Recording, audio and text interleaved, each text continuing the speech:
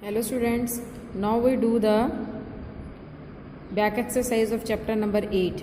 ठीक है, last time I discussed with you Phillips. ठीक है, now we do question number 2. Suggest two method to find out wind direction at a given place. मतलब given place में हमने wind की direction बतानी है, हवा की दिशा बतानी है, तो आप कौन कौन से दो मेथड सजेस्ट करोगे? हाँ जी स्टूडेंट, इसका आंसर है methods to find out wind direction at given place. मतलब कौन कौन से मेथड है अगर हमने विंड की डायरेक्शन पता करनी है। तो पहला क्या, फ्लाई ए काइट, एक काइट को फ्लाई करो। A kite is flying in the direction where wind is blowing, मतलब जो काइट है उसी डायरेक्शन में फ्लो करती है, फ्लाई करती है जिस डायरेक्शन में हवा चल रही है। ये आपने बहुत अच्छे से देखा हुआ है। Second, by seeing the direction in which dry leaves move, जो सूखे पत्ते होते हैं वो किस डायरेक्शन में क्या करते हैं, मूव करते हैं, उससे भी हमें हवा की डायरेक्शन का क्या पता लग जाता है, पता लगता है। ओके, तो नेक्स्ट क्वेश्चन है question number 3। State two experience that made you think that air exert pressure. आपने दो एक्सपीरियंस बताने हैं जिससे ये पता चलता है कि जो एयर है वो प्रेशर को एक्सर्ट करती है, मतलब हवा दबाव डालती है। ऐसे आपने दो एक्सपीरियंस बताने हैं। तो फर्स्ट आंसर है filling of air in the balloon, balloon में हवा का भरना। If we try to fill more air in the balloon, अगर हम ज़्यादा हवा भरना चाहते हैं, इट विल गेट ब्रस्ट, तो वो फट जाता है। Which show air exert pressure, इससे ये शो होता है कि जो हवा है वो दबाव डालती है, प्रेशर डालती है। Second, wind cause the curtain door and windows to move with the direction of wind. कभी आपने देखा तेज हवा चल रही है तो कर्टन से एक डायरेक्शन में मूव कर जाते हैं, डोर्स आगे पीछे मूव करती है, विंडोज़ आगे पीछे मूव करती है, आपने अच्छे से देखा हुआ है। तो इससे भी ये क्या शो होता है कि जो एयर है वो क्या करती है, प्रेशर को एक्सर्ट करती है। ओके, उसके बाद हमने करना है क्वेश्चन नंबर 4। क्वेश्चन नंबर 4 क्या दिया है, you want to buy a house, आपने एक घर खरीदना है। Would you like to buy a house having windows but no ventilators, explain with your answer. कि आपने घर खरीदना चाहते हो, आप ऐसा घर खरीदना चाहोगे जिसमें विंडोज़ तो है बट वेंटिलेटर्स नहीं है, तो आप अपना इसके आंसर बताओ क्या है। जिसका है कि it is not safe to buy a house having windows but not ventilator, मतलब ये हमारे लिए सेफ़ नहीं है कि हम एक ऐसा घर खरीदें जिसमें विंडोज़ तो है बट वेंटिलेटर्स नहीं है। Because no air circulation is found in this, अगर वेंटिलेटर है तो उस घर में हवा का सर्कुलेशन नहीं होगा। जो वेंटिलेटर्स है help to exit the hot air from the house, जो वेंटिलेटर्स है घर में से गर्म हवा को बाहर निकालने में मदद करते हैं। And Windows help in coming of fresh air, और जो विंडोज़ है वो फ्रेश एयर को घर में आने में हेल्प करती है। So ventilation is must for new house, वो नए हाउस के लिए जो वेंटिलेशन है वो क्या मस्ट है, ज़रूरी है। हेलो स्टूडेंट्स, अब हम करेंगे चैप्टर नंबर 8 की back exercise. Question number 5, explain why holes are made in hanging banners and hoardings, मतलब जो होर्डिंग्स और बैनर होते हैं, खड़े होते हैं, उनमें होल्स क्यों करते हैं। ठीक है, तो इसका आंसर है कि holes are made in banners and hoarding because it allow air to pass through the banner. Holes इसलिए बैनर और होर्डिंग में बनाते हैं ताकि उसमें जो हवा है उसमें पास कर जाए। If there are no holes, अगर उसमें होल्स नहीं होते, the air pressure experience by banner will be high, तो जो बैनर है, जो एयर का प्रेशर है उसको ज़्यादा फील करेगा। And it will tier the banner and hoarding, और इससे जो बैनर और होर्डिंग है वो फट सकते हैं। Therefore holes are help to reduce air pressure, इसलिए जो होल्स हैं वो एयर के प्रेशर को कम करने में हेल्प करते हैं।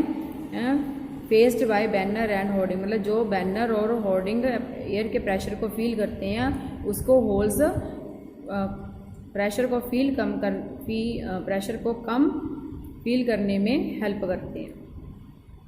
ओके, नेक्स्ट क्वेश्चन है, how will you help your neighbour in case cyclone approaches your village और टाउन, मतलब जब साइक्लोन आपके विलेज या आपके टाउन के पास पहुंच जाता है तो आप अपने नेबर्स की हेल्प कैसे करोगे। ठीक है, हाँ जी स्टूडेंट, इस क्वेश्चन का आंसर आप बुक में से करना है। सबसे पहला पॉइंट आपने लिखना है ये वाला, by aware cyclone forecast and warning service, मतलब हमारे जो टाउन के पीपल्स है या विलेज के पीपल्स हैं उनको अवेयर करना।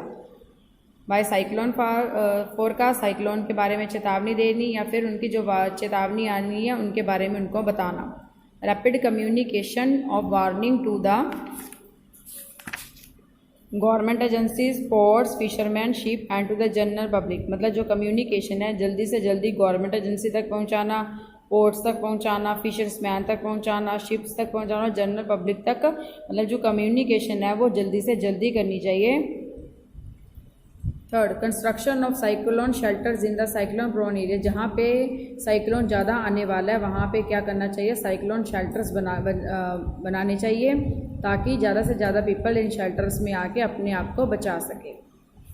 फोर्थ पॉइंट है, make necessary arrangement to shift the essential household goods, domestic animals and vehicle to safer place, मतलब हमें ऐसे नेसेसरी अरेंजमेंट करने चाहिए ताकि घर की जो ज़रूरत की चीज़ें हैं, डोमेस्टिक एनिमल्स है, व्हीकल है, उनको हम सेफ प्लेस की तरफ लेके जा सकें।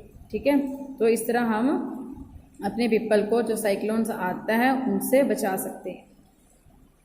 Question number 7, what planning is required in advance to deal with the situation created by cyclone, मतलब एडवांस में साइक्लोन के आने से पहले हमें कौन सी प्लानिंग करनी चाहिए ताकि हम साइक्लोन आने के बाद उससे बच सकें। ठीक है, मतलब साइक्लोन के आने से पहले हमें कौन कौन सी प्लानिंग करनी चाहिए, तो उसका आंसर ये है, to deal with cyclone in it is important to follow this point, cyclone से बचने के लिए हमें इम्पॉर्टेंट पॉइंट्स ध्यान देने चाहिए। First, carefully listening the warning transmitted on TV and radio, मतलब टीवी और रेडियो पे जो वार्निंग आती है साइक्लोन के रिलेटेड उसे ध्यान से सुनना चाहिए। Moving to the safe place, safe जगह की तरफ हमें चले जाना चाहिए। Keeping on emergency kit ready, हमें अपनी एमरजेंसी किट रेडी रखनी चाहिए जिसमें मेडिकल का सामान हो, हाउस होल्ड गुड्स हो, वाटर हो, ऐसी चीज़ें हमें पहले से रेडी रखनी चाहिए। Store food in water proof bags, अपने खाने को वाटर प्रूफ बैग में स्टोर करके रख लेना चाहिए। नो गोज टूवर्ड सी, समुंदर की तरफ नहीं जाना चाहिए। Keep ready the phone number of all emergency service like police, fire brigade and medical centre, हमारे पास जो एमरजेंसी सर्विस है जैसे पुलिस, फायर ब्रिगेड और मेडिकल सेंटर, इनके फ़ोन नंबर होने चाहिए और फ़ोन नंबर अपडेट होने चाहिए। तो इस तरह साइक्लोन आने से पहले अगर हम इन स्टेप्स का ध्यान रखते हैं तो हम अपने आप को बचा सकते हैं।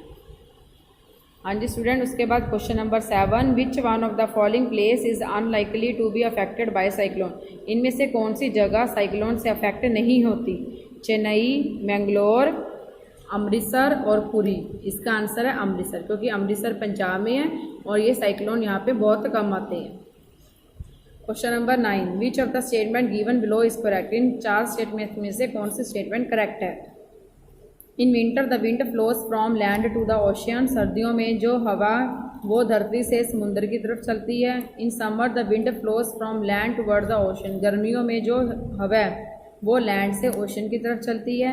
Third, a cyclone is found by very high pressure system with very high speed winds revolving it, जो साइक्लोन कैसे बनता है, हाई प्रेशर सिस्टम से जिसमें हाई स्पीड विंड उसके रिवॉल्व अराउंड घूम रही है। Fourth, the coastline of India is not vulnerable to cyclone, मतलब हमारे इंडिया का जो कोस्टल एरिया है वो साइक्लोन से वल्नरेबल, साइक्लोन उनको अफेक्ट नहीं करते। तो इन चारों स्टेट में से पहली स्टेटमेंट सही है जिसमें क्या है कि जो विंटर है उसमें विंड सर्दियों में लैंड से ओशन की तरफ चलती है, जबकि समर में क्या होता है ओशियन से लैंड की तरफ चलती है। ठीक है, ओशियन में से लैंड की तरफ चलती है, उल्ट होता है। तो जो साइक्लोन है उसमें क्या होता है लो प्रेशर का सिस्टम होता है और जो कोस्टल लाइन ऑफ इंडिया वो वल्नरेबल होते हैं, इसलिए इन चारों ऑप्शन में से पहला ऑप्शन सही है।